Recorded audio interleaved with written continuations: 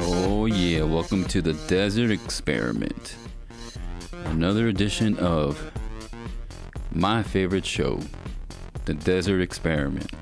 I have other shows that I like, but this one right here is my favorite because I'm the one that hosts the show. So, don't have too many options.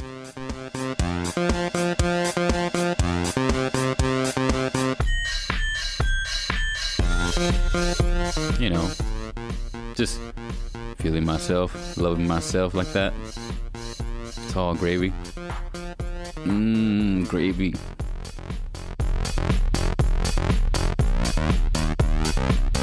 All right, let's get this show on the road. We got some cool guests this on this edition. We'll start with Ketzia Cardenas. She's a local artist. She's been a volunteer, kind of also an activist, designer, and she does fanzines and a bunch of cool stuff. Pretty much an artist and everything under that umbrella, and a brilliant person. So let's go with that interview.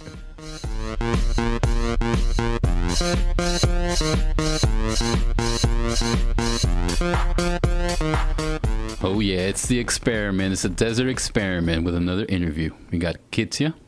See, that's why I need to hear it. Ketzia Cardenas. I got that one right? Right? Mm-hmm. I'm good with my Spanish. I'm not good with my first names. Ketzia. Mm-hmm. Ketzia. Mm-hmm. Sounds like Japanese. It's Aztec, allegedly. See? Mm-hmm. No sé nada. It's a cool name, though. I like it. Thank you. Your parents did a good job with that one. My sister named me. Oh, really? Mm-hmm. There you go. Right on, sis. So we're here with Ketzia. She's a local artist. Obviously, I've been trying to pull interviews here, getting all realms of artistic expression. And today we got Ketzia. Like that? Mm-hmm. Does that sound proper? Yeah, that sounds fine. Okay. A little forced, but... I'm trying, that's why. I'm trying. I'm not really good with pronouncing new names sometimes, especially like this one. All right. But it's cool. It's like a band name, right? Yeah, Ketzia. It sounds like a band name. So, what would that even sound like? Ladies and gentlemen, put your hands together for Ketzia. No? Sounds like a band, no? Like a metal band?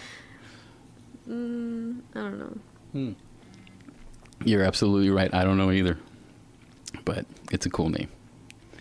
Much appreciated you being here with the experiment. Part of the experiment here. We've been talking for a long time, and we're gonna try to put it in the pod. All stuff we were conversing about. Ketzia is an artist from here, from the Imperial Valley, and she's an artist, and then she puts shows together. So she's a promoter for events. You wanna, I don't know, elaborate on that and take us to the beginning. The very beginning. So, around 2015, I started working with. Well, first I was interning with Planned Parenthood, and I was doing like booths and stuff, and then I met. For Planned Parenthood. Yeah, I was their intern. Intern. And I did government relations and community outreach. Okay, so yeah. I did. Yeah, but anyways. So I was with them when I met a friend who was volunteering at the center, and then I went over with them and we started the youth committee there. Volunteers at the center? Yeah. They got volunteers at the center? At the IV LGBT Resource Center. Oh, cool. So awesome. Volunteers, hats off to you. Hats off to the volunteers, because they're amazing. We love them.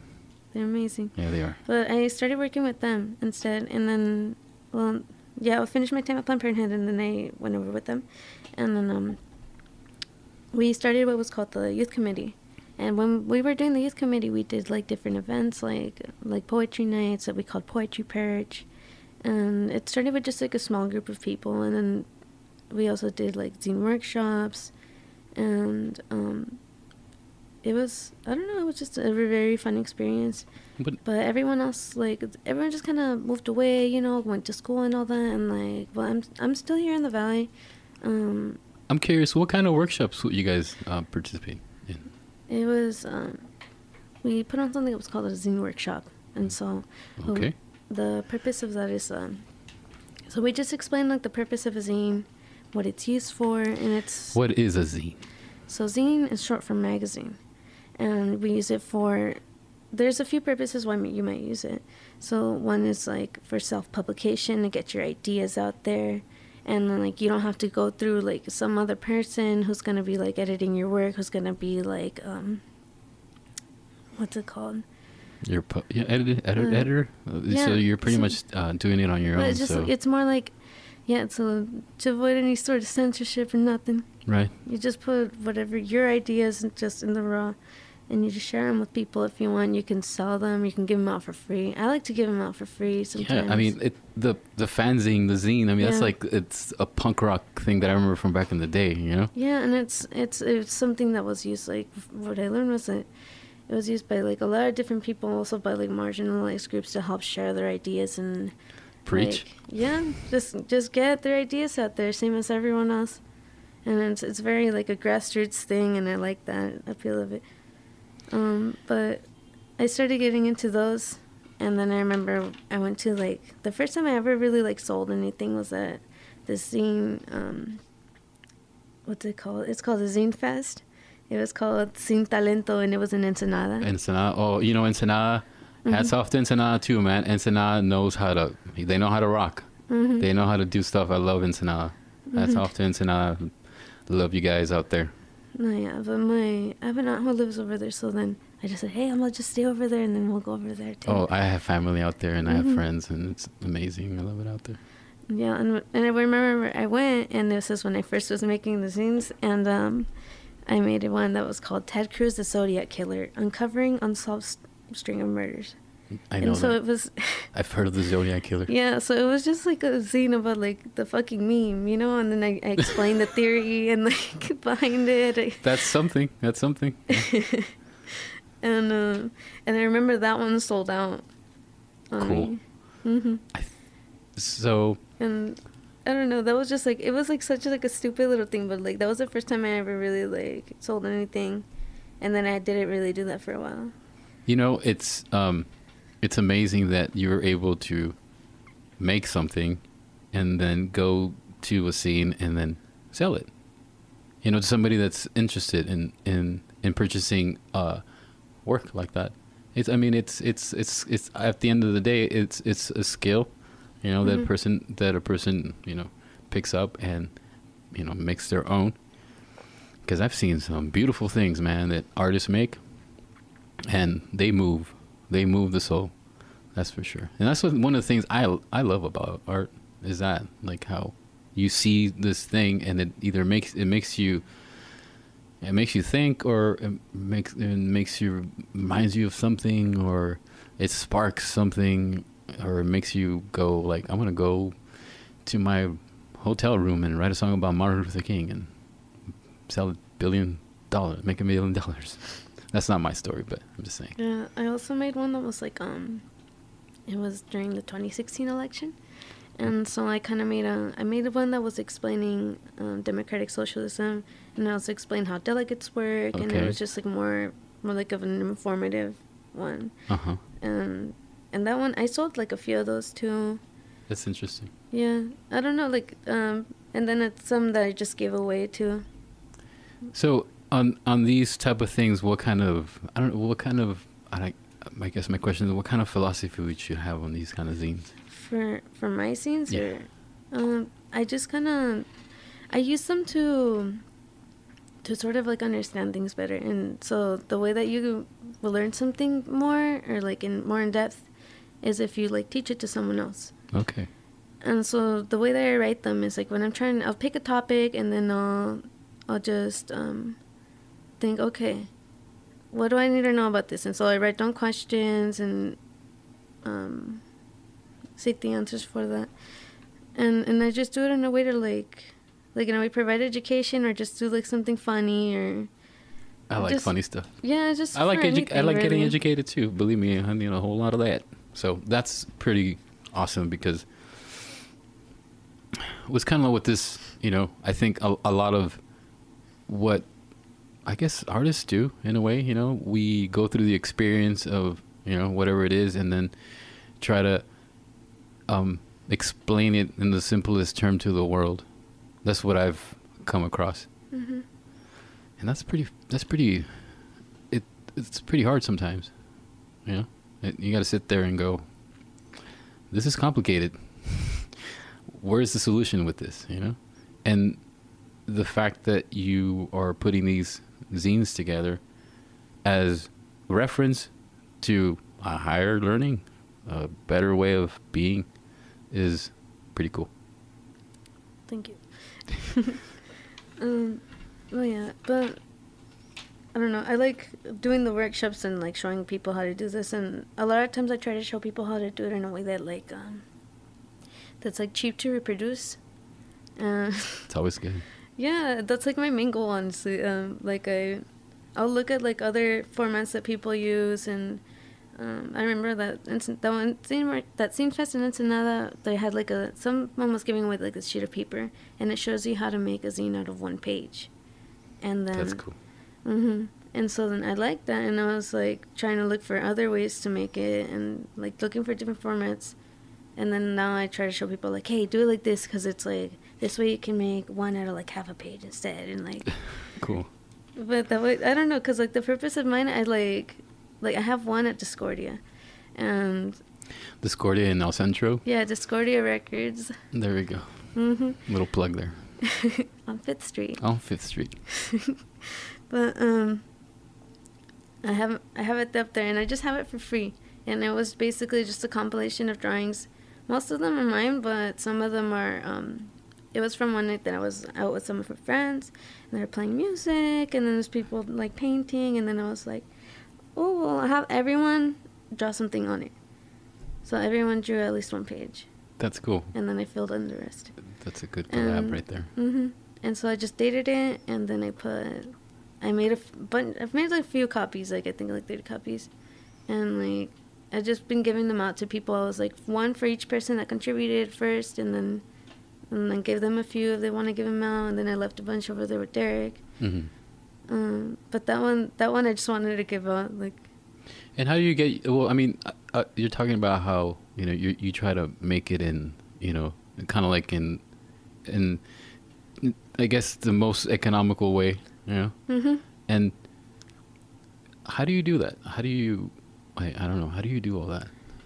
Like, take me from point A to point, to the point where it's at Discordia, because like I'm kind of new to this. Mm-hmm. So I guess try to explain to me how do you make a zine? How do I make a zine? Yeah, like maybe so we can visualize it in our heads here. So first you got to decide how big are you going to make it. Okay. A lot of times it'll be like this size, that's like half of a page, half of a standard sheet of paper. Fold in like hamburger style. Look, I have one over here too. Yeah. I have my notes over here. So that's like a typical size that's like made, but I've made them that was like, I'll get 2 sheets of paper, and then I'll fold them over like that, and then I'll fold them in half again too. And then I'll cut them. I'll draw each page out that I need to. I'll plan it out how I knew, and then I'll just fill in with whatever work I'm gonna put in there. Okay. And then let me see the paper. Okay. And then so I'd say it goes like from here to here. Okay. And here to here. So like. Cut it in the middle and then stack it over each other. Okay, so like we would go like, what is it? Left to right, and then cut it in the middle. Yeah, so it's like cut it. So we fold it over hamburger style, but we cut it like long ways. Oh, okay. Mhm. Okay. And then that way it just like folds over each other. You got more paper to work with too. Yeah. You get more sheets out of it. Do you make photocopies when you're done? Is that what it is? Yeah, so I'll do like a master copy, and then I'll do like I'll test out like a few, like print it out a few times just to get it right, Okay. and then I'll keep that master copy, the master copy for like the photo prints. I'd be like interested to see the master copy. Yeah. You should put that in an exhibition next time. Mm-hmm. That's cool. I mean, like I saw this segment on the internet, and they're making collages. Mm-hmm. So like I don't know, like I could just imagine like getting all nutty with the collages. Yeah, they're really good for collages and stuff. A lot of people use them for that. But yeah, I like them because there's a lot of flexibility to it. You can make it about whatever the hell you want it to be. Right. It can be like about music. It can be about cartoons. You can share your art. You can write poetry. I remember back in the day, I would just see like reviews of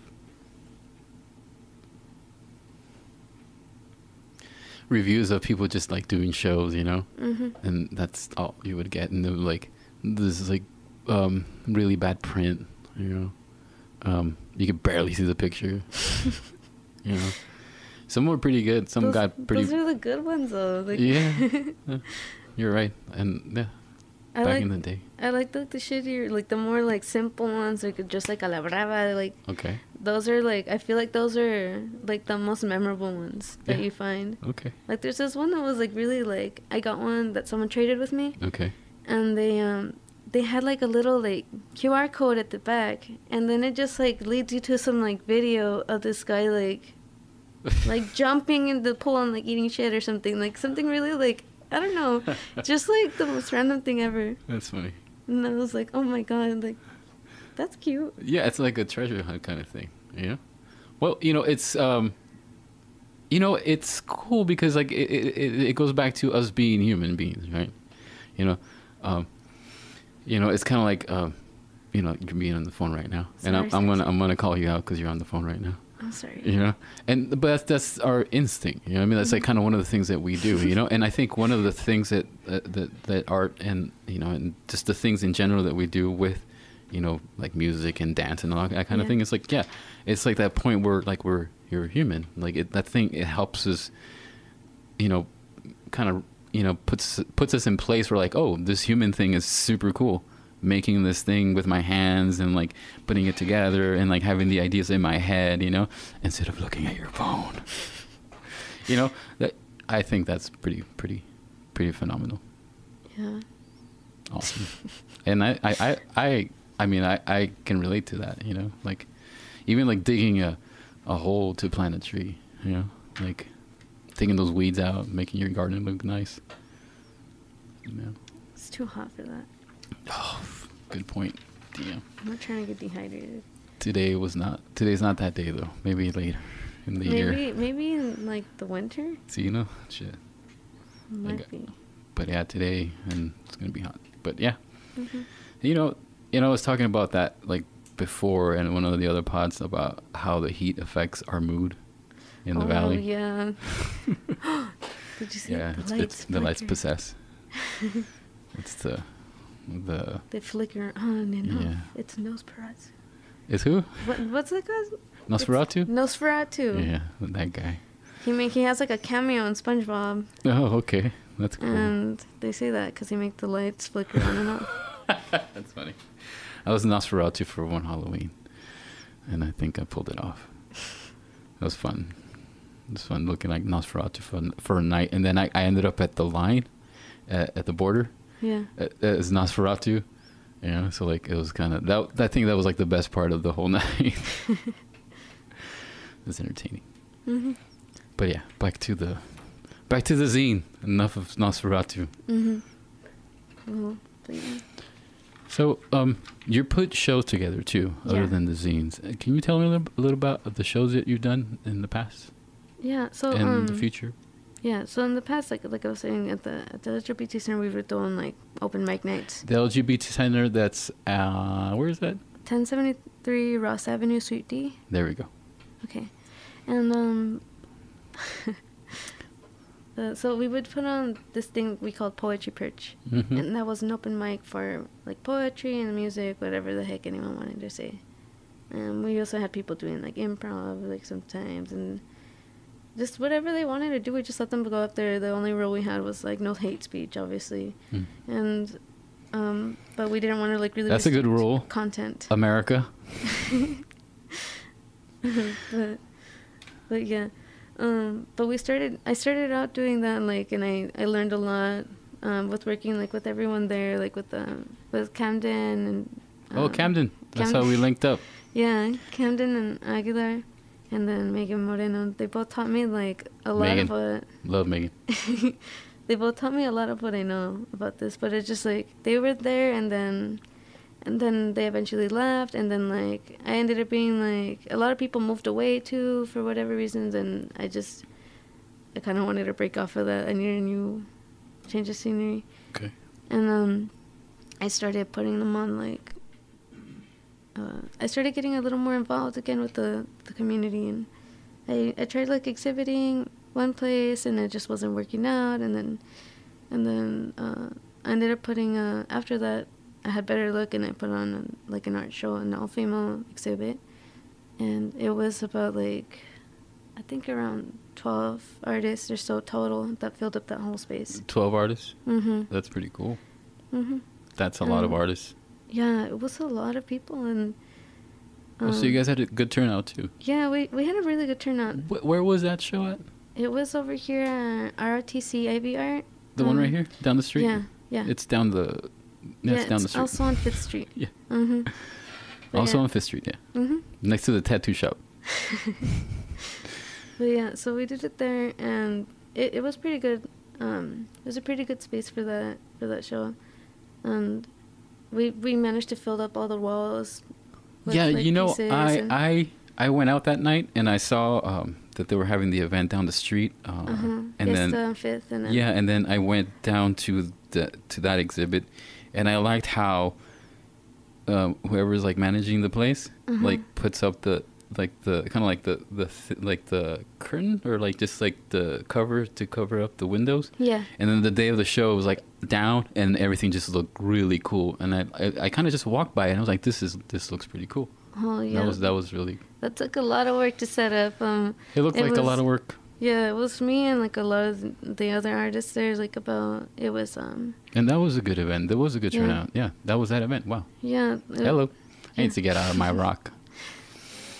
No, but a few of the artists who were like working on this, the girls who helped me set up, it was Daisy Martinez, and then Asia, who was Viceroy 6, and then Cass Art, and Anna, and who else was it? I was so tired that day. Like, you know, that's the thing about doing that, right? Yeah, but like all of us. It takes a toll out of you. Yeah, I know. All of us, we just kind of like we scrubbed the place down, and we like finished painting the walls, and then the next day we like all showed up, put up our pieces together, and up until the very last second we were working on it, and then like once it happened we were like, oh my god, it's fine, it happened, we're here. Like, and I think that's good, because I mean, I put shows together, and just, you know, and I'm sure this kind of goes with anybody that's done this. You kind of learn from it, right? Yeah. Like, oh, next time do that different, you know? Yeah. Yeah, that's always good. No, but yeah, it was like I was really proud of how everything turned out. You should. Everyone worked so well together. All those girls are like amazing. Yeah. And like then all the people that came to support too, they were all so amazing, so like so kind, and like they just like really enjoyed everything. We also had a few of my friends performed too. So we had Nadi, first we had Sage Des. Her name's Destiny. But on Instagram it's Sage Des. And she shared some poems, and she opened up for us, and like she helped us sort of host. And then we had Nadi, and she raps. And then her set was like, it was pretty good. That's cool. It was like nice, chill, and like everyone was just like, I like rap, hip hop, hip hop music. Yeah, and then Sweetie Darling also performed that night. And so we had the poet. I'm sorry, is that a band? Yeah, it's a band. And then there's also, so Sweetie Darling is a band that Camden and Megan. Okay, so Megan are in that band. That's that band. Okay, no wonder it sounded familiar. But you know, we gotta get them ladies on this show, but they have some good music, so you guys need to check it out. Yeah, But yeah, they finished up, and then we also had this girl like outside. She was fire spinning, and her name on Instagram is like Cutesy, something like that. Wow, that's pretty cool. I've seen that kind of performance, and it's always entertaining to watch. Yeah, it's like so like I don't know. And then she took out this like giant thing. It was like it looked like this like frame type of thing, kind of like a little chandelier or something. I don't know. Okay. But she was like spinning that around, and I was like, whoa, she's getting fancy. Yeah, it was so nice to those look things at. are. I mean, it's just. But I've seen that, and you can tell they spent a lot of time doing that. Oh yeah. I've seen that like in a backyard, and I'm like, okay, good thing there's a bunch of grass, green grass for that matter. Yeah, but no, yeah, I love seeing that. It's always entertaining. That, and it just goes to show, what type of artist, is in the valley. What is art? I think there's like a huge variety of people. I guess I am kind of figuring that out, because I'm not aware of these things. And these conversations that I'm having with these people and like you, I'm learning a lot. I'm learning a lot from the Imperial Valley. So it's great. Thanks for being on the show. Thank you for being on the show. Of course. Thanks for having me. Ketzia, is there anything else that you would like to share with us? Well, other than the fact that you've been like rocking it out in the valley and putting stuff together for the peeps to enjoy. I don't know what to say. Like, I don't know. I guess. Oh, the reason I kind of started doing this is like I know. I just want to help. Like I said, like I was involved with Planned Parenthood, and so like that kind of taught me to be a little more outspoken about what I believed in, and I want to help like encourage other people to sort of be the same way. And so like even if you're not that like good, if you're just like starting out and shit, like it shouldn't matter. Like what the fuck you care about what other people think, right? Right. And you got to be doing it for yourself. Right. You can't be doing this for like anyone else's enjoyment. Yeah, especially when it's your passion, right? Like it's just in you. Like there's no stopping you, right? It's that passion it's that fire, and yeah, that's good. That's good. I don't know. I just want to see more people like trying to put themselves out there, and we're seeing that slowly but surely. I think you are helping that happen, right? Because you're the person that's kind of like helping these people come together and put these events together. So yeah, and that's like also why I did like the open mics. They were so important for me because like we got to see people who like they'd come out and be like, oh, I've never done this before, this is my first time doing it, and like you would just see like the looks on their faces that they've like they go in nervous, and then they go up just the second that they're up there, they're like, oh my god, I'm enjoying myself, this is really fun, and like right. That's like, great. I don't know, just this like look on their face, it's like so priceless that I don't know, it makes you feel like you need to keep doing it. You need to keep providing that for people. Right. And it's back to that human interaction of just sharing a story or sharing a piece of art or sharing a song, just like people used to sit back in the campfire days with, and that is a special thing. Yeah, you learn a lot about each other, like being in a space like that. It's made so that you can open yourself up and that the other people can open themselves up, and you have to create like a warm, like welcoming environment where they can do that without judgment. Right, and that's always positive, right? And that positivity always helps you grow. Of course. Ketzia. Yeah. It's been awesome. Well, thank you for being on the Desert Experiment. Well, thank you. So, you'll keep us posted for anything in the future, right? Yeah, I post everything usually like on my Facebook. It's just it's Yangdo, so like. And how do you spell that? It's YANEDOUGH. And you're doing your sign language as you're spelling it out. Yeah, it helps you think. And then also like on Instagram as well, it's at Papito Chule. That's it's kind of I was gonna say I've heard that before. It's pretty original. No, it's funny though. I like it. Thank you. But can you say it again? Papito Chula. Yeah, that's good. There should be a band named that, right? In honor of me. Ladies and gentlemen, put your hands together for Papito Chula. Chula. Chula. That's what I said. You said chulo. I said chula. Oh. Yes, back to, the thing is like, I have a friend and his name is Felipe, and they call him Papi, and he went by Papi Chula for years. And now that you said Papi Chula, I was like, oh, it reminds me of my boy, So that's just what it is. This is my brain. Damn. It's cold in here. Yeah, it's awesome, right? You're not. You're like, no. I should bring a sweater. Next time you should bring a sweater. Yeah, it should. Yeah, it's actually 71 degrees in the studio, so that's too cold. That's how I like it here.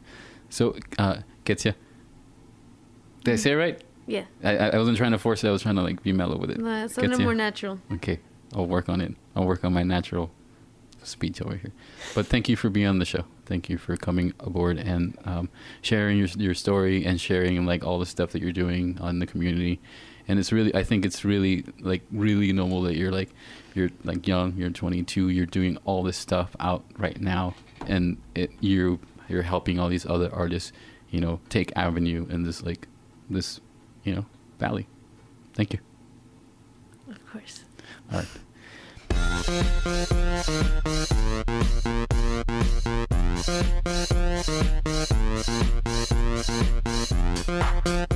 Well, I hope you enjoyed that interview with the one and only Ketzia Cardenas. And all right, the next interview is with Mr. Ricardo Islas, another regional artist, and another good interview. Hope you guys enjoy it. All right.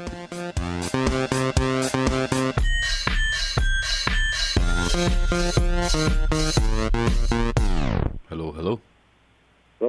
There we are. We're rolling, man. I'm already rolling. Cool. It sounds good.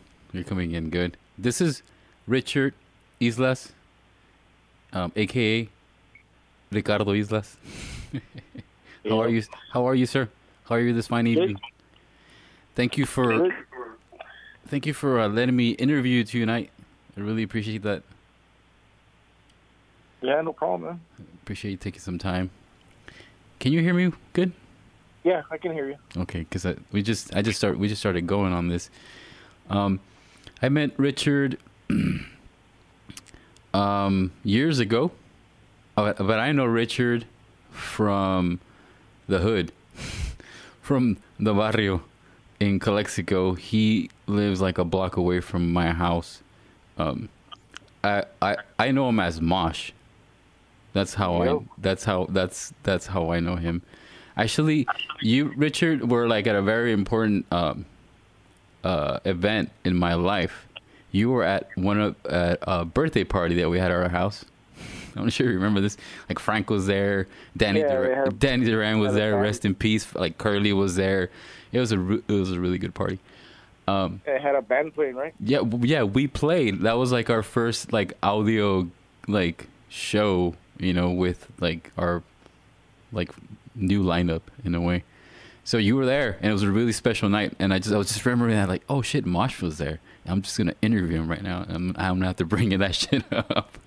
I remember somebody was drunk and messed up some alien or something. Yeah, dude. Oh yeah, dude. And at the end of the night, it was just so classic of you guys. You guys kind of the guy's like, hey, I'm gonna go take a piss over here, And then you guys were it was you and Frank and Danny, and yeah, because Pills was there too, but he stayed the night. And then you guys took off. You guys took off with the beer, and it was so awesome. It was really really fun night, as I can remember. Well, from what I can remember. That happens several times.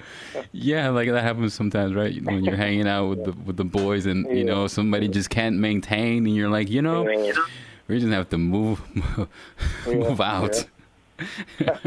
Yeah. How you been, Richard? Good, man. How's you're living? Working, painting. Yeah. So, I always knew you as, the guy with the hair, the guy with the BMW. You had a BMW, I remember that. That was a killer car.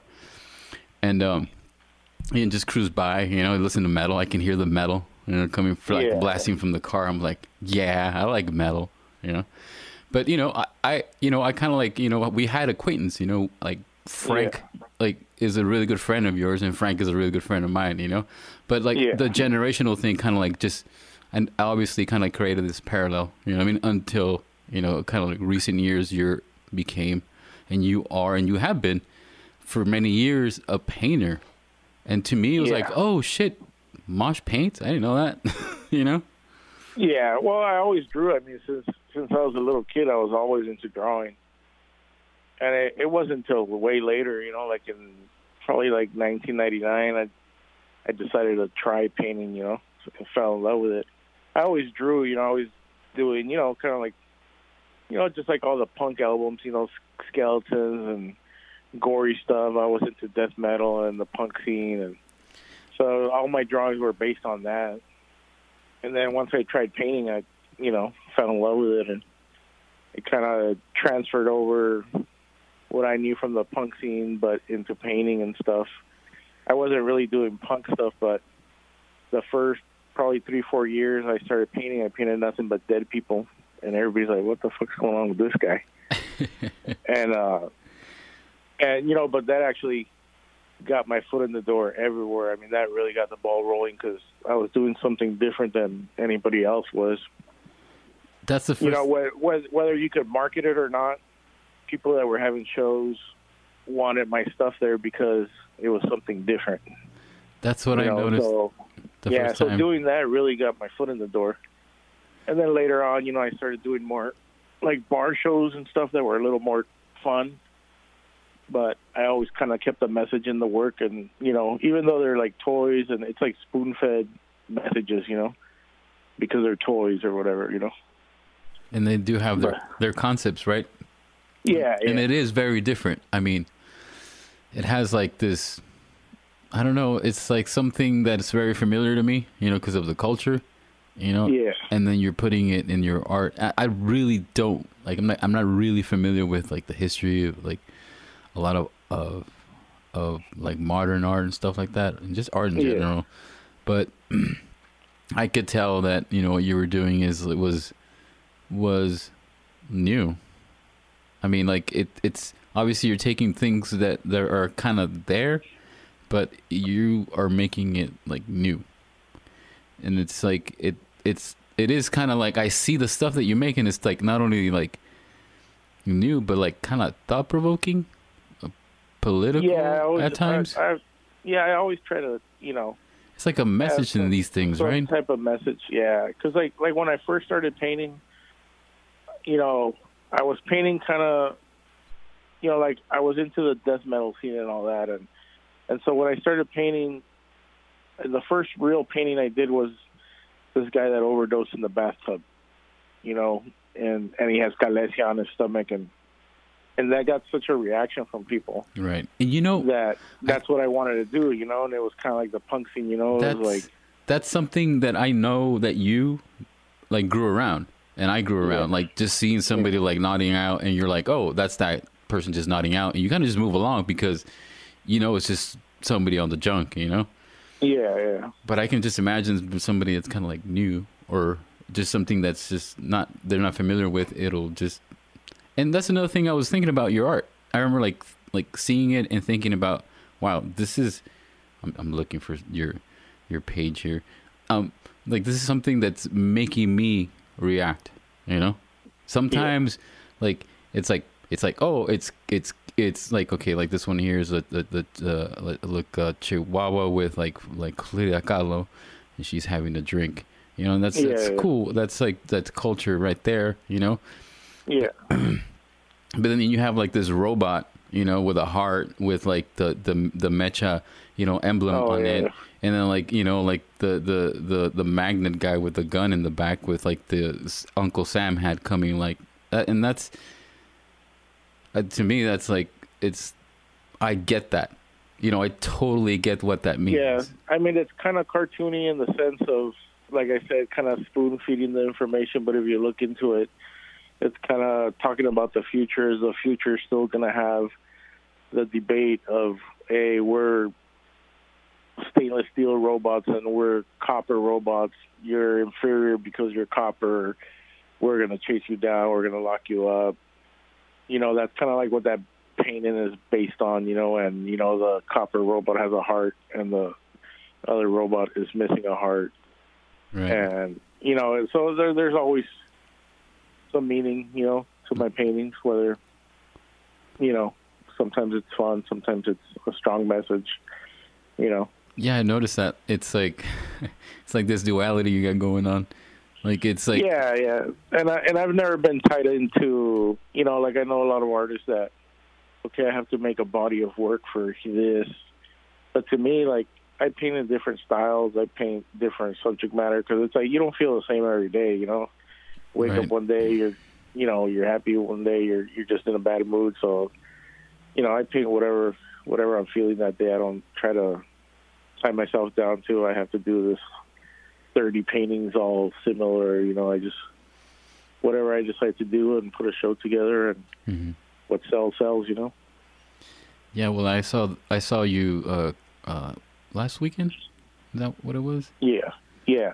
We saw each other here in downtown El Centro, and there was a show, and I saw one of your works. And yeah, I took a picture. I was like, "Oh shit, I'm gonna take a picture." And like, I was like, "Oh, I get it. I gotta get Richard on the podcast." And here we are. But I'm just seeing it, and I was like, "Wow, this is cool." Like I get to see Richard tonight. And then I got to see one of your paintings. So I was like, "It's a cool night." Yeah, it was cool. And I mean, it was good to be out there. I mean, I've never shown down there. My friend came up to me like at one point of the night, and he's like, "Hey, somebody just sold a $300 painting," and I was like, "Right on, man! Like somebody put that down, and it was yours." Yeah. And it was yours, and I was like, and like I was thinking to myself, I wonder which one it was, and it was yours, and yeah, worth. If I had the money, I'd get one of them too. Yeah, maybe I didn't. They didn't have the price tags on them, but yeah, I mean, it's lucky enough that somebody liked it and bought it. Is that like a regular thing for you? Is that like a thing that happens? Like you get your stuff like taken off the shelf? Yeah, I do. I mean, I do sell quite a bit of work. I mean, I'd say the stuff that I keep around more is the larger scale stuff, because just the money's not there. Mm-hmm. I can't sell a large piece for $300. I mean, as an artist too, and that's kind of what I think young artists struggle with. First of all, it's tough to decide to say I'm an artist.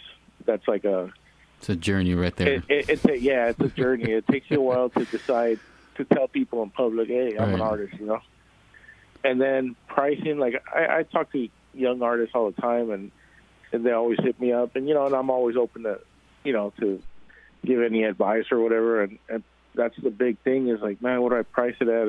And I tell them like, hey, price it at this.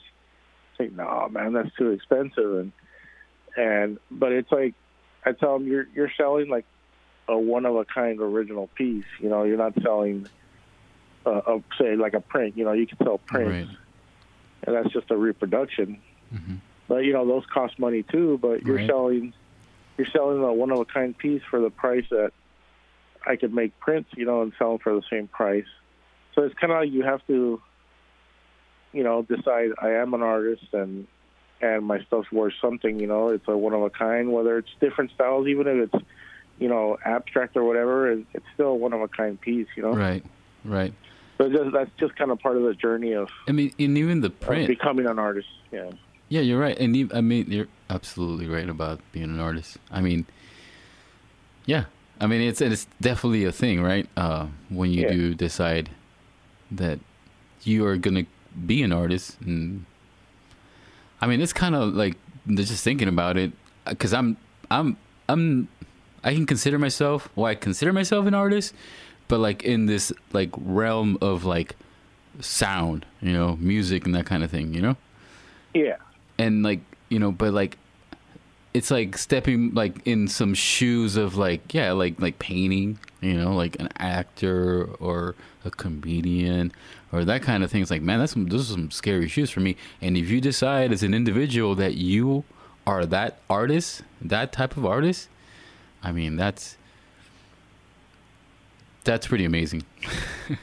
I mean, like, to me, like the you know, the leap to consider myself an artist as far as being a musician wasn't a big deal because it was just kind of like tradition, you know. I kind of just went, all right, I'm gonna play some music, you know. Yeah. And but like, you know, like somebody that's just like you know, kind of like Galicia style, you know, in your element, you know, developing your own thing because you have your you know, your niche because you want to go do something. You want to do something. You listen to frickin' metal, punk, Yeah.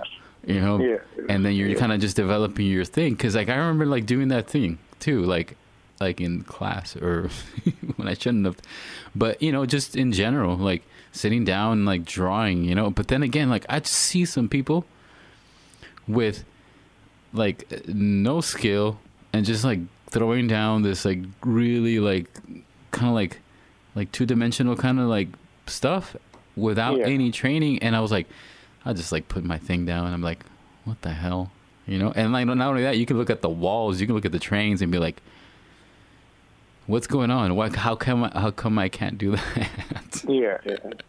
You know, so you know, I kind of just skateboard home and just like stuck to the guitar, you know. Yeah, but you know, I think anybody can learn to be an artist. Right.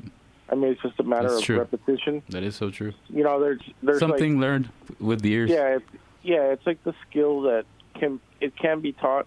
I mean, even to the point of somebody that doesn't know how to do anything to actually do photorealism, that can be taught.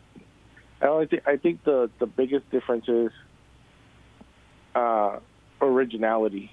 Mm-hmm. You know, anybody can be taught to recreate something and make it look exactly the same. Mm-hmm. I think what sets people apart is creating original pieces, you know. Right. You know, and it's just like the musician that plays covers and a person that writes music and you know, creates songs. You know. Right. You know, nobody ever became famous from just playing cover tunes, you know? Yeah. So I've noticed. Yeah, but except if you listen to Otis Redding's version of Satisfaction. Woo! Well, I'm just talking shit. That's hot fire, though. Yeah. And Motorhead, Louie. Yeah, that's a good one, too. There you go. Yeah. And Ramones did some covers, too. Shit. Yeah. You know, some artists get down on those covers, man. They do like their thing on the song, and that's the thing about that, you know. It's like, you know, you kind of getting the medium, you know, and you're making it your thing eventually, you know. Eventually it's just going to be you. Yeah. I mean, you might have all this influence, you know. You obviously you go through your life and you have these experiences and it makes, you know, it molds you. And that's always, it doesn't, like, regardless of what comes through or who inspires you, it's always going to be you at the end of it. I think that's really interesting. And like, I see your stuff and I'm like, yeah, that's cool. You know, I see that. I totally see that. Like, that's, and, you know, I try to pay attention to whatever gets my attention. Yeah. But like the fact that your art kind of like, it's weird. Okay, here's the thing, and you know, pardon the pun, it hits close to home. You know. Yeah. You're like my neighbor back in the day, you know, back in Calexico, and your subject matter and your images like always kind of like hit home. You know, like I kind of like get it. You know, like, oh shit, I get that. You know? Well, I think a lot of people respond like that to my work, but I think I'm always paying attention to, you know, if I could be the only person in the bar, you know, but I'm looking at everything and I'm sucking in the information, you know, and like a lot of stuff is based on conversations that I've had, you know. Right. You know, it could just be my experience going to El Centro the other day and, you know, hanging out on the street, and I'm seeing, you know, that there's still a punk scene there, you know, just the evolving. You're like, look at this artifact. You know, like the evolving part of El Centro, you know, there was a bar with craft beer. Right. You know, where for years, you know, I was living in San Diego, and you go down there and it's okay, I guess I'll be drinking Budweiser today, you know. Right. You know, there was natural light.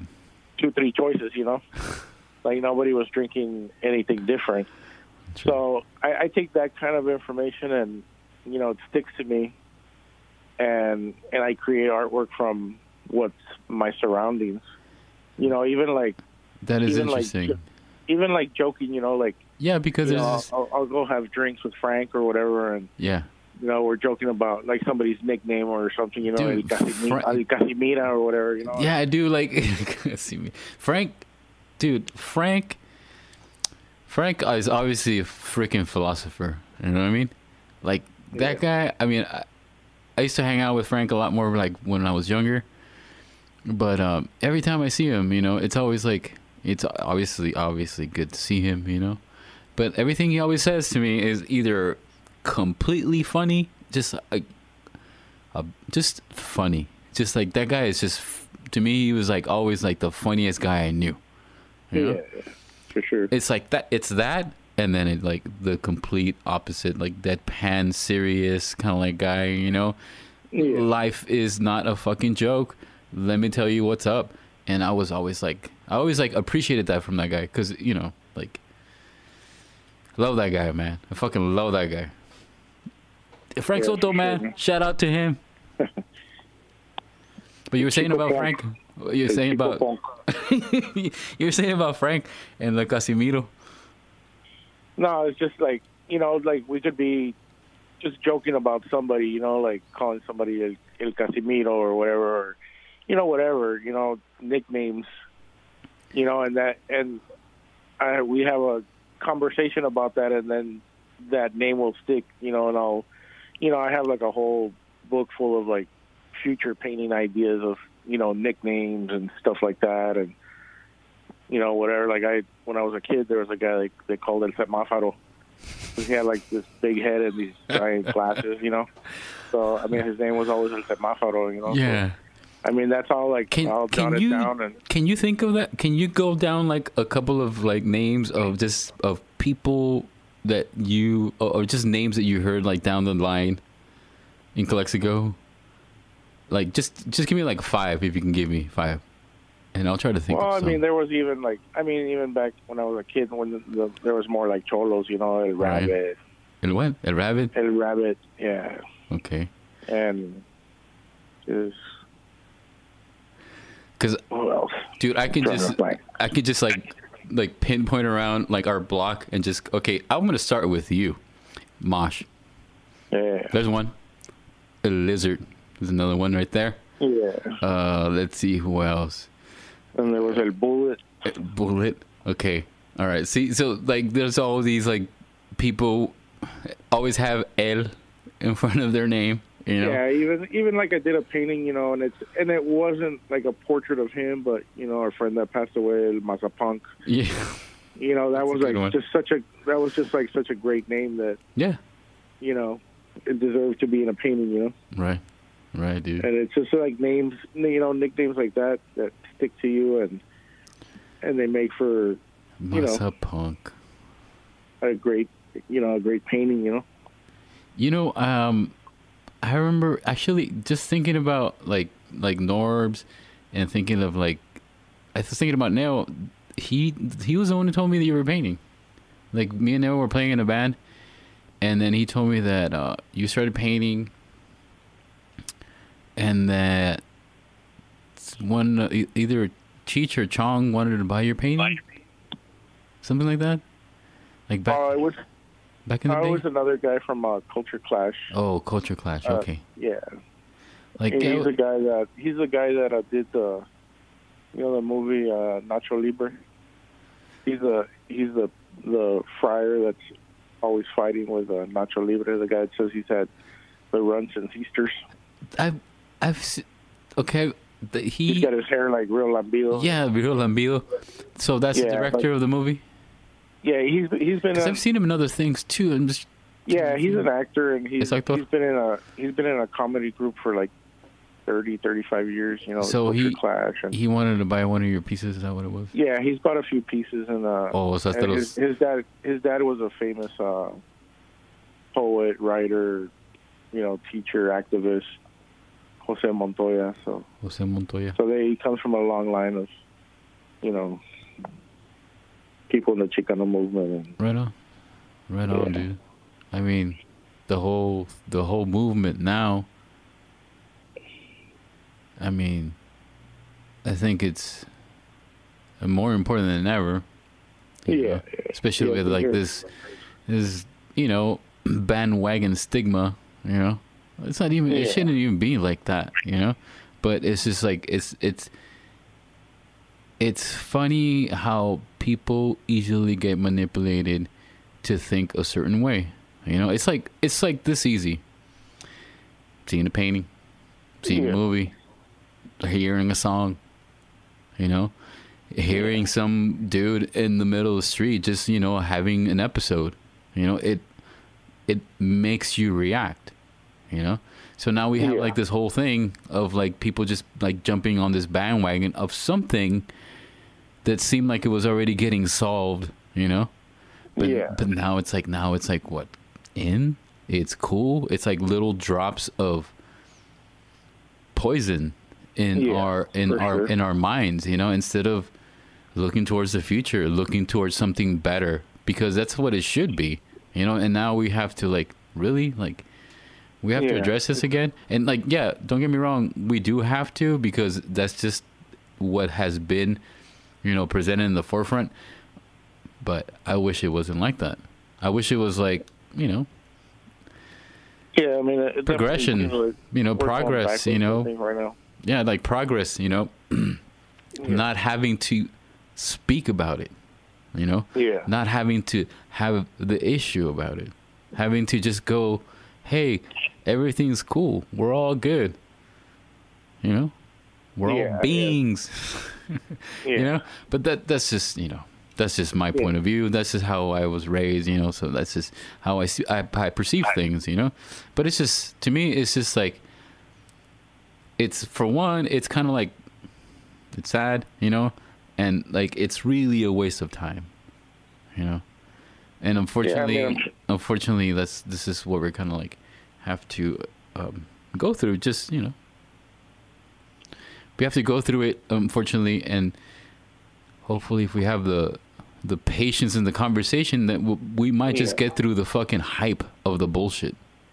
Yeah, we're definitely not in a great place right now, but I do see us getting beyond it. I agree. At some point. I agree. I agree. Hopefully, with not too many casualties. Yeah. Unfortunately, right now, it's just all these kids getting like shut down. Shut down from opportunity, like moving forward in the future, and it's just, it's hard to see that. Yeah, that's for sure. I mean, especially when you got kids, it's you see things in a different light. I mean, I grew up in Mexicali, saw some things, and it makes you appreciate, what you get, and what you have and what you got, and what you come from and all that stuff, and the opportunity that was given in a way, not even in a way, the opportunity that was given, by like my parents, my neighborhood, I mean, don't get me wrong, you weren't one of those that was like, trying to kick my ass on my way home. Yeah. You know what I mean? Like, you weren't that person, but, that's just what it was, and I'm sure that's what it, and like, it's obviously, now it's even harder. Like, now you have like these kids like shooting up the schools because, they don't know how to express their feelings, and a person like you and a person like I, You know, like we can just refuge in rock and roll, fucking punk rock, fucking like drawing, painting, going to the poetry thing, you know, on whatever day and just like expressing whatever thought is going through my head. Yeah. Instead of just doing that thing. You know, yeah. That horrible projection of whatever, you know, that individual is suffering from, you know. Wow. Yeah. Well, I mean, it's going to be tougher now because, I mean, a lot of people don't really talk to each other anymore. You know, it's, you know, everybody's got the smartphone and you go anywhere and there's a room full of people just on the phone by themselves. You know, nobody interacts. Yeah, no, you're outside. Right. I am totally an advocate of what you're saying. I was talking to you on the day of the event, and I hadn't seen you in a while. And I was like, kind of talking to you, and I was like, oh man, I started getting anxious, you know, and I realized it was just that, like, that had nothing to do with you, had nothing to do with like my environment. You know what I mean?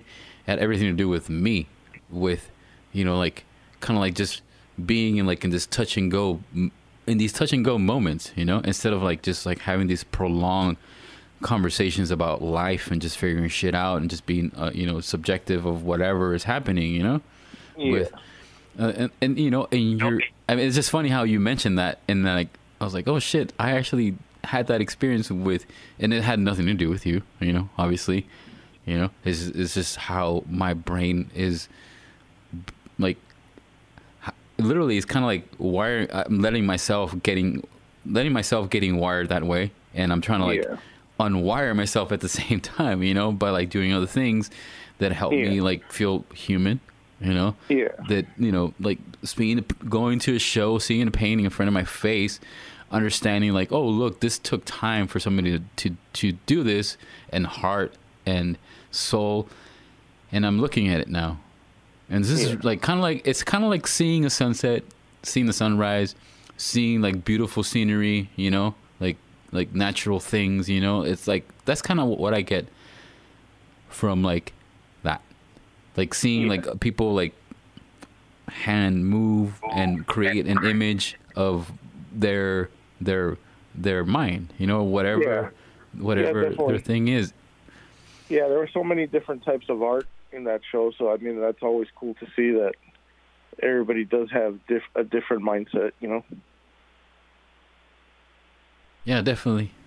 Different mindsets, you know? Yeah. And not everything's the same, too, that's for sure, you know? Yeah. And what I mean when I say that is that, you know, not everything is, like, in my perspective, good, but that's just because that's my perspective. In somebody else's eyes, that might be like completely like vice versa of whatever I perceive, you know. And I think that's the beauty of art, you know. Yeah, definitely. I found that, like, you know, I'm sorry. What I think is good of mine. Yes. Somebody else, like I had a show one time at the Latino Film Festival, and I had put up several paintings, and there was these two that were in another show that I couldn't take down yet for a couple days. So as soon as I could take them down, I went back down there and I replaced two that I didn't like as much with the two that I thought were better pieces. And somebody came out, he was like, man, what'd you do with those two pieces? Those were my favorite, you know? And I'm like, holy shit. Like, I mean, everybody has a different opinion, you know, and something strikes a chord with everybody, you know? Yeah, like the sun's hitting us all a little bit different, you know? So that happens. And that's the beauty of art, I think. I mean, that's the true beauty of it. Like, that's happened to me too. Like, oh, you like that song? You know? Yeah. Nobody likes that song. I'm like, I can't believe you like Barbie Girl. What's wrong with you?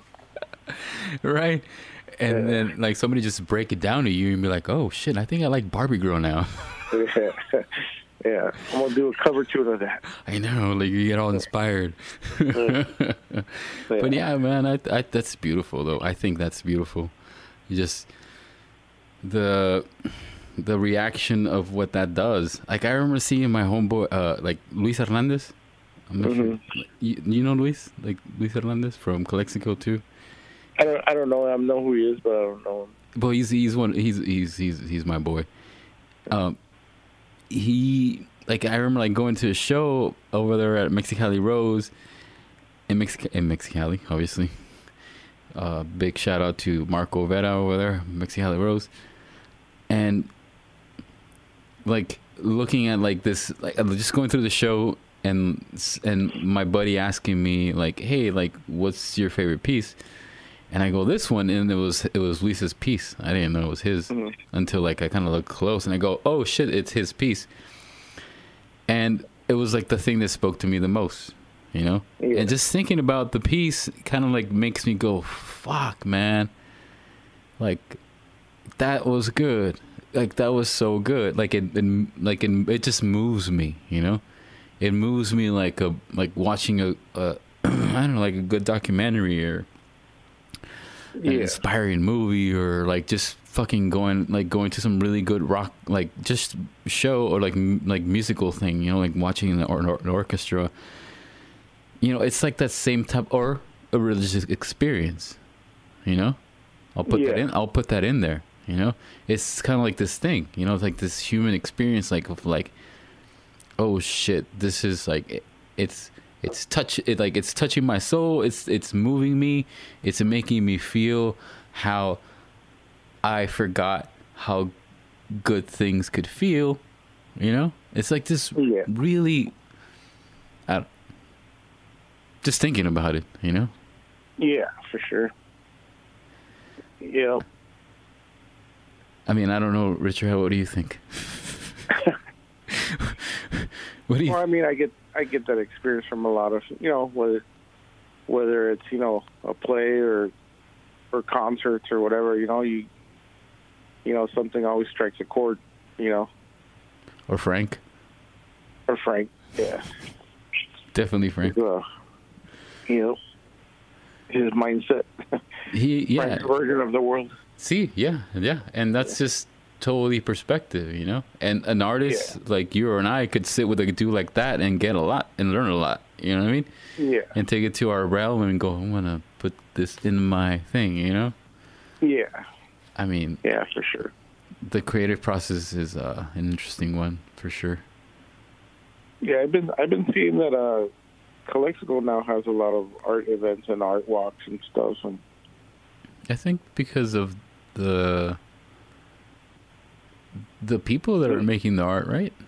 I think so. I mean, there's a lot of people. I think they have them at the new malls, don't they? También, yeah. And then there's, you know, people trying to get stuff together. You know, there's music. There's a lot of music, too. A lot of musicians. Calexico's always had a bunch of good musicians. Yeah. I was like, how did all this happen after? Oh, thanks, dude. But that's true. I was like, now you got a brewery. Then again, the Valley just has a lot of that. There's a lot of good musicians. Has a lot of good entrepreneurship. You know, like breweries coming up and like just people doing their thing. You know. Yeah. And I always knew that. I always like people like years ago like telling me like, oh, the Valley sucks.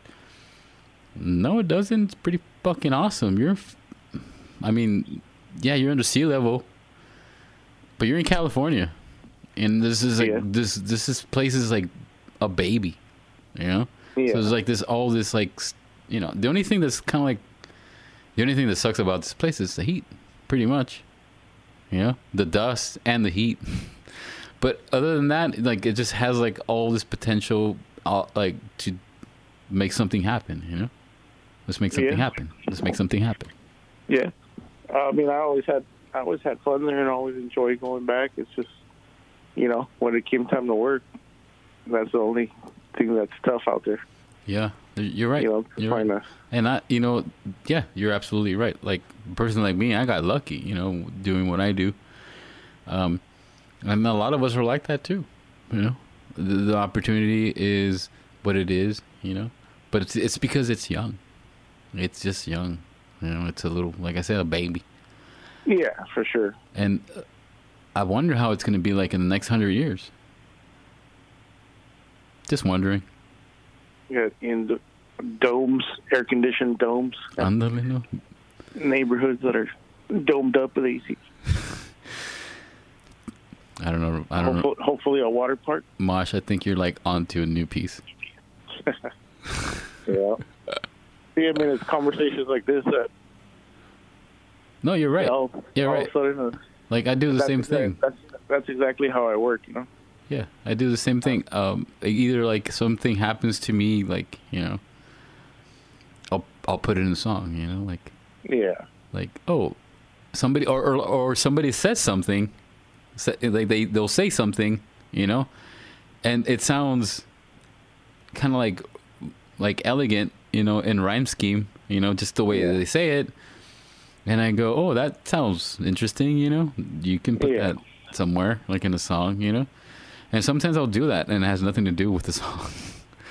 But it's just beautiful how people will do that, Use language to express the moment, and it comes across elegant, It might have, or just an action, Like I've had people like do... like things in front of me where it's like, oh, that's poetic. I'm going to put that in the song, Yeah. And it's just interesting. It's like watching Rorrito. Oh, God bless Rorrito. Rorrito was a enabler of talent, man. Oh, yeah.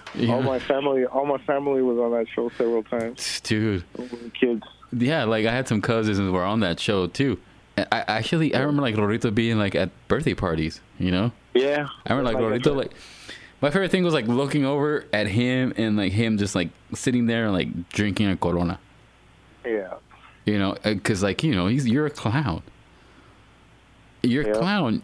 Like, of course you're gonna have a beer.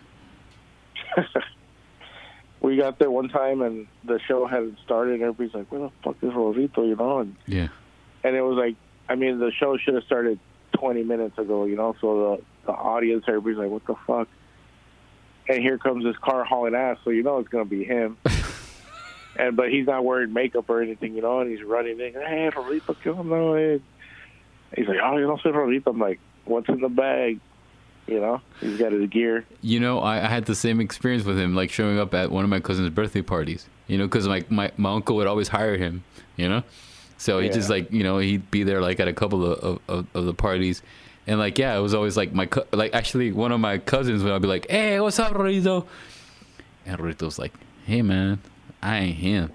He's like walking to the house, like put on the shit and then like come out, Come out a different person. Just to let the listeners know, like, or the listener know, Rorrito is like this, there was this clown. He was this clown in Mexicali, and he was for hire. You hire him for your birthday party, and the man had a fucking TV show for years, and peeps would like show up and dance, and do their thing on the show, and it was like a beautiful thing, like. And then the grand prize was like a crappy cake, like a cake for the family or. Couple of grab bags of. I'd rather get the grab bags, dude. Yeah, exactly. Nothing that great, but people were just happy to be on TV. Word. And yeah, like I can just imagine like everybody just going all the way to fucking Canal 3, like where it was, Yeah. You're like, yeah, dude, like it's swampy over there and shit. Yeah. Oh yeah, it was hot as fuck in the studio. Yeah, it's like right next to a big ass fucking canal, dude. It's like a bunch of fucking dude, it's crazy over there. It's all green over there. And he would say crazy shit like he'd call you over and he'll say, hey, ven pa' acá, cara carne. I was like, what the fuck, cara carne? Fuck is that? Fucking meat face, dude. Yeah. That translates beautifully. Yeah. Fucking meat face. Or you always not meathead, meat face. It's like like fucking what's up, man? It's like fucking Mexican bozo over there. Calling people meat face. Yeah. Oh man, rest in peace, Rorrito. Rest in peace, man. You that motherfucker's like Mexicali icon, dude. Oh, yeah. I'm surprised there's no statue, or is there a statue of him? There should be. They should be, right? Somebody should fucking put up a mural at least. I'm sure there's something out there. Yeah. I'm sure there is. I mean, we all know him. In Chicali. Yep. Chicali style, Rorrito. It's like the poor man's Cepillín. Dude, that was my first fucking concert, dude. Cepillín. Yeah. My mom took us to fucking La Calafia with my cousins and my brothers, and we go. That's what I remember, like watching Cepillín. That was like my first show, and my second show was like Parchis. So that was my first show, and at the same fucking La Calafia, you know. Yeah. Yeah. Fucking, I loved Cepillín, man. He had all these like rock and roll covers, you know. Yeah. And yeah, I used to have his record, like his album. Like my mom would put it on. I used to see him. I'm like, who buys those? I guess it was you. What's that?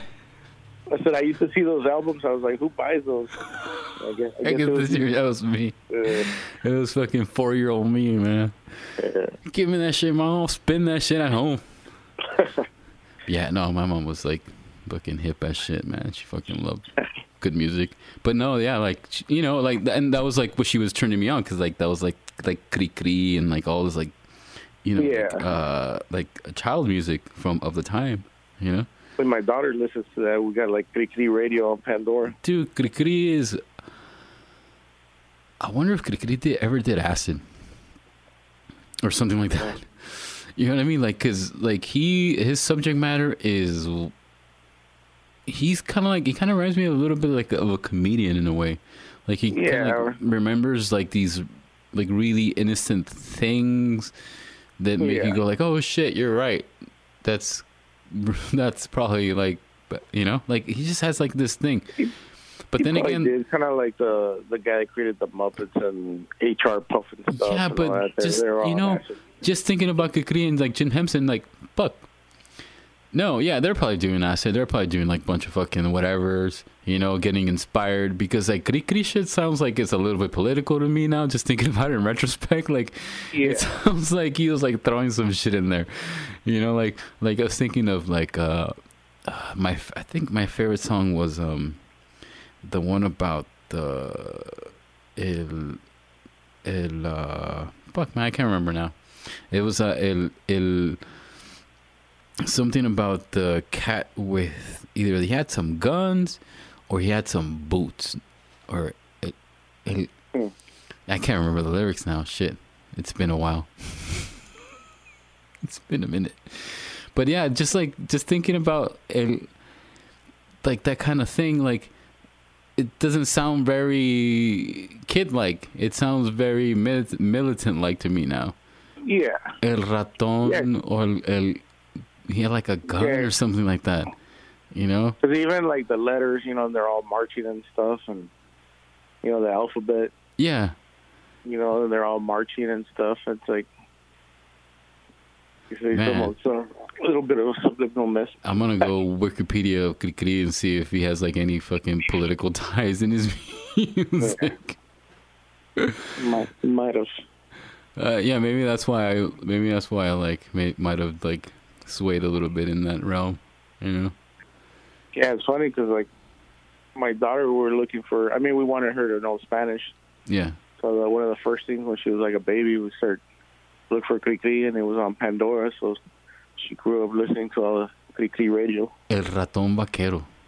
That's what it was. Freaking cowboy mouse. You know? Yeah. Kind of sounds like a Tom and Jerry spinoff. You know, I remember seeing Jerry as a cowboy at one point. So. Yeah. And all those cartoons too, man. Jesus Christ. They're all either way too political or just way too racist or way too on too many substance. Yeah. Yeah. Yeah. Yeah, it's just funny. Sure. Like seeing that kind of thing like nowadays. Like, oh, that's what they were doing. You know? Yeah.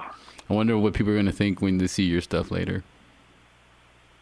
We'll see. Hopefully I can make some actual toys. You're thinking of doing that? Yeah, some of them. That'd be cool, man. shit. Like I've seen some crazy ass, like, well, not like in person, but like it's just like sculptures of things that people paint. Yeah, and like they end up like sculpting them, and it just looks amazing. Yeah. Yeah, that'd be awesome if you did that with your stuff. Trying to look into some of that stuff. That's cool. And I've been just trying to, trying different toys. I know I just recently, I think in the last solo show I did, I started painting the Weeble Wobbles. Wow, dude! Just thinking about because you have a lot of the. I would look into one of these like burnout toy companies. I ain't doing shit. Yeah. Like maybe like, hey, what's up? Yeah. Hopefully in the future. That'd be awesome. I can put some toys on the market. I know I did a T-shirt one time and of a set of 3 toys, and my friend wears it every year to Comic-Con, and people hit her up left and right. Right.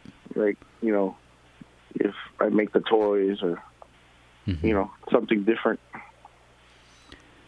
I think that's great, dude. I think that's fucking cool.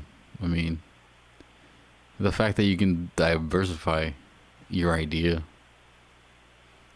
from the idea, to the painting, maybe to the print and like to the toy, Yeah.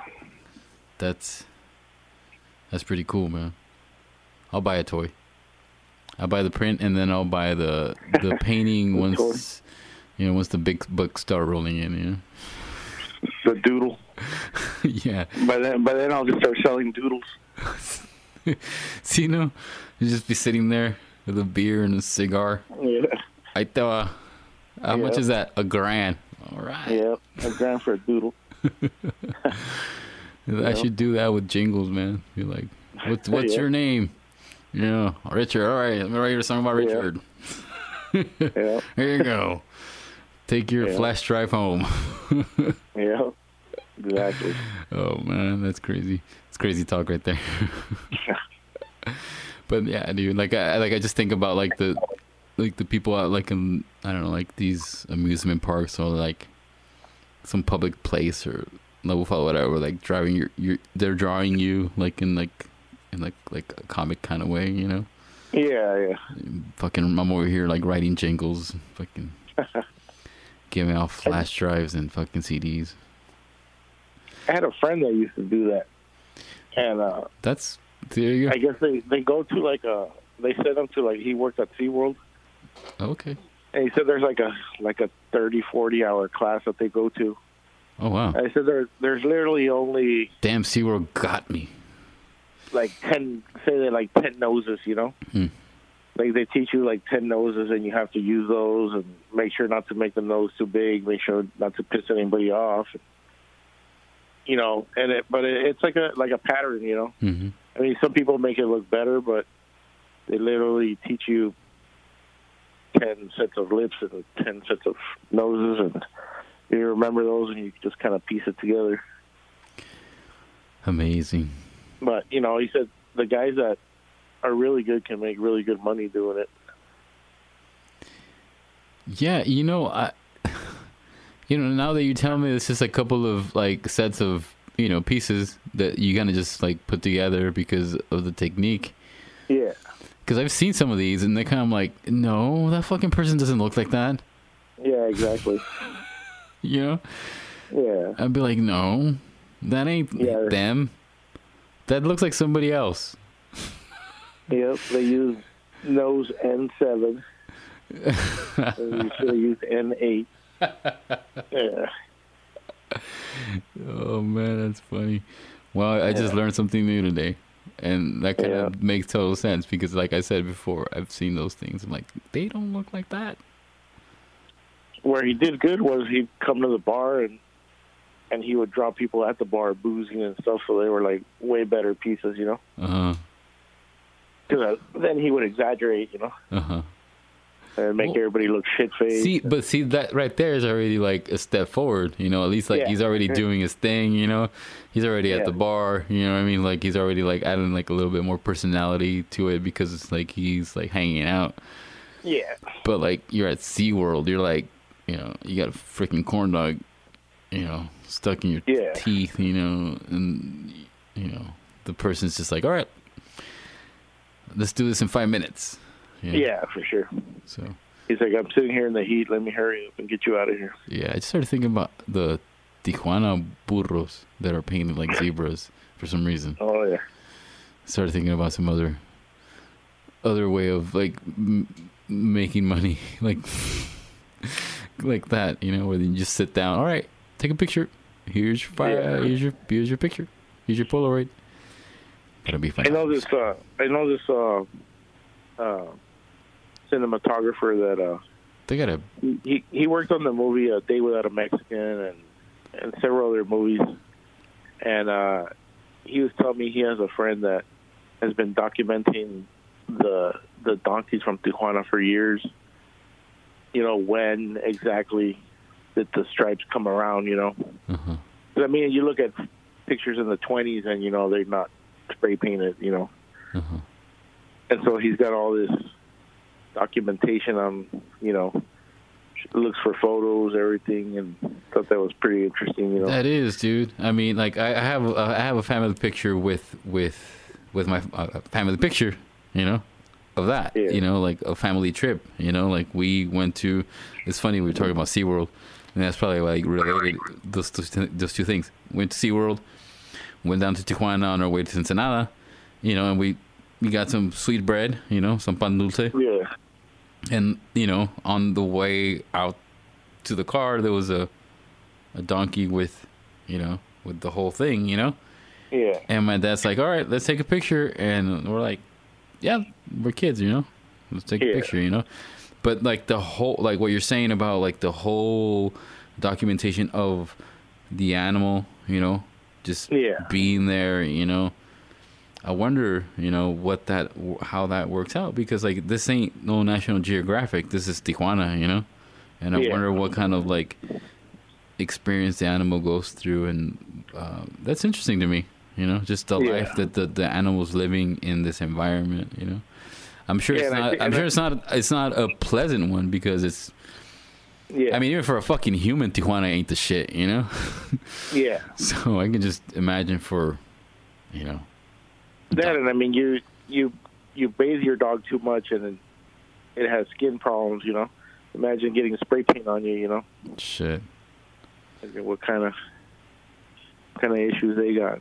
But yeah, I guess the guy's been documenting all this stuff and talking to people, and you know, and older people that had worked in that industry, and you know, just trying to get all the information he can.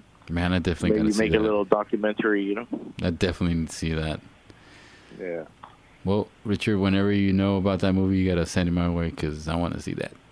Yeah, for sure, man. Kind of makes me feel like, you know, Tijuana's a beautiful place too, man. Like, it's just like, to me, it's just, I mean, I think about Mexicali, you know, it's a beautiful place too, you know. I mean, it's third world, you know, with development, you know, happening, but you know, times. Yeah, man. just like Tijuana now is like really well known for like their food, you know, like fuck yeah, a lot of top chefs are cooking out of Tijuana, you know. You're just making me fat now, dude, by thinking about it, dude. Yeah. Richard, we've been talking about an hour now. So we got a lot of catching up to do. Yeah, we did, man. But it's been awesome, dude. Like, it's been awesome to talk to you. So any shows coming up? Anything lined up? Friday, I got some stuff in El Centro at Bourgeois. Okay. And that's, you know, I'm going to try to put out the show ASAP. So that's this Friday. I'm going to say Friday the 13th? Yeah, 13th. Yeah, so, you know, watch out. Don't turn on the lights when you walk into that room. Yeah. You know, and run. And whatever you do, don't fall when you're running. Jesus. Yeah, no shit. Yeah. So there you go. Cool, man.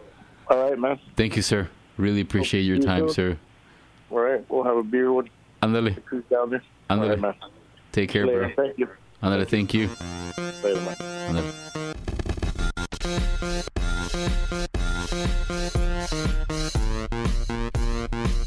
And I'm back.